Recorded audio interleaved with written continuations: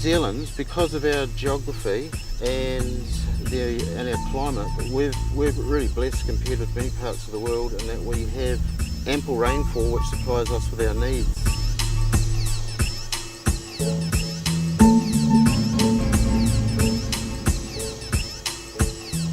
New Zealand has been, like a number of other countries, has been a really lucky country in terms of the quantity and quality of its water resources. We haven't had to worry too much up until now about quality and sheer quantity, just by virtue of our geography and climate and so on. But that's really set to change, and the crucial thing is acknowledging that change, and then what do we do about that change? It looks good, any way you look at it. It's made of rock and earth and clay, just like any other country. But for us it's different, because it's where we live. It's clean and fresh because it's young. And it's not just scenery. Where the mountains level off, there's room enough to grow food and build homes. It's good for living in and for play. All round, it's pretty good.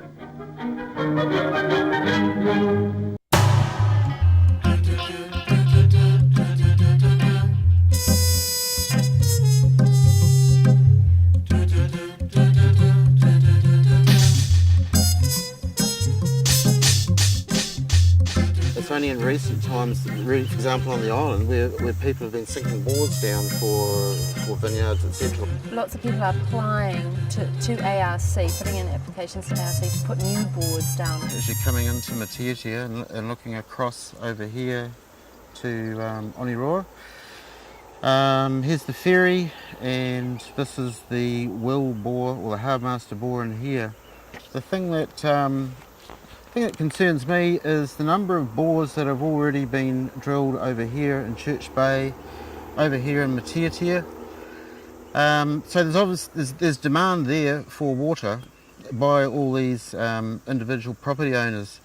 There's been several abandoned bores, which these yellow X's. There's one there, one up here, over near Ofanaki, and over here as well, which Mr. Nick Johnson drilled, and they had to be abandoned.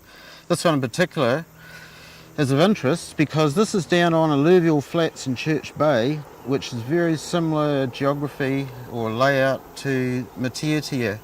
Now this bore originally was looking really, really good. It dipped out, they had to abandon it. Over in the distance over there is the harbourmaster bore, which has been was drilled about 2 years ago, and that's been supplying the water for the harbourmaster restaurant and bar. The land is owned by Waitemata Infrastructure Limited, and they intend to use, or what they're proposing to do is use water from that bore to service their whole development. They were wanting 57,000 cubic metres a year.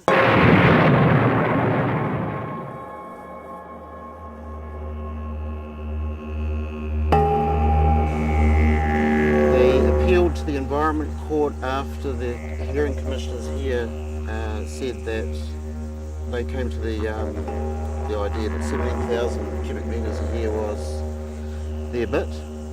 They appealed, and after I appealed they dropped their appeal. However, they've made no changes whatsoever that I know of to any of their plans, so it kind of makes you wonder, why did they really want that extra 40,000 cubic metres?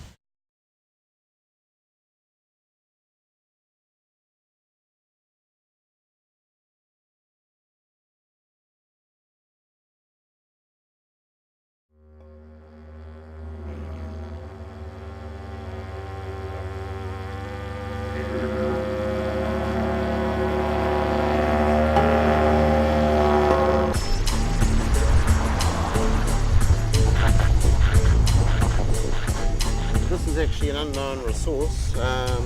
There's been no work really whatsoever done on a research basis as far as the hydrogeology of Waiheke. The ARC, they've proposed over the next 2 years they want to do a fair whack of research to find out quite a bit more about the groundwater here. So to me, it's like jumping the gun a bit to come up with such a development that's needing that amount of water. So we're going to have to start thinking about how do we allocate water use between competing users? How do we sort that out when you have a finite system and you have some people in there who have already claimed use of water, and then other people want to come along and claim some use of that water that's already been allocated? Here we have Matiatia Estate, and this ridge line that runs around here and down, this is the catchment area. In other words, when it rains, any water that's going to make its way down into where the wellbore is has to make its way from this simple area here, this catchment area. We don't know how old this water is. It's not a huge area, and we don't really know the recharge rate. I think one of the key issues for New Zealand when it comes to water management in the now and into the near future is land use issues. They're so closely tied. Is it appropriate in ecological terms to allow a farmer or a corporation to convert land from some practice, it might be sheep farming, to an intensive dairy unit? Because the water use of those two land practices is hugely different. A classic example of this in the South Island, the Otago area in Southland, is that we've had pieces of land that have been used mostly for sheep farming, and now because dairy is such a big profitable industry for New Zealand, and we've got this one big corporation, Fonterra, pushing behind a lot of these other smaller businesses, we're having huge changes in land use patterns from sheep farming and other farming to dairy units.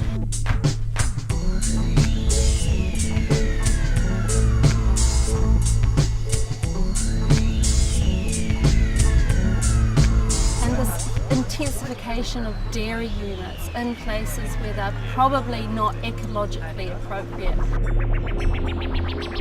People are converting land merrily, but what are the ecological impacts of the water use that land use requires? Can we let people make these decisions freely anymore, or does New Zealand water managers and New Zealand as a society as a whole start to have a say in how people use their property?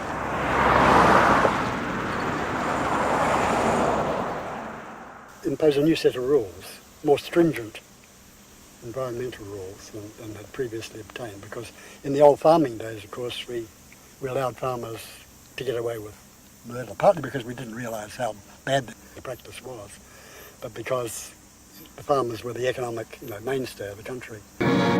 New Zealand is mainly an agricultural country, a land of sheep stations and dairy farms.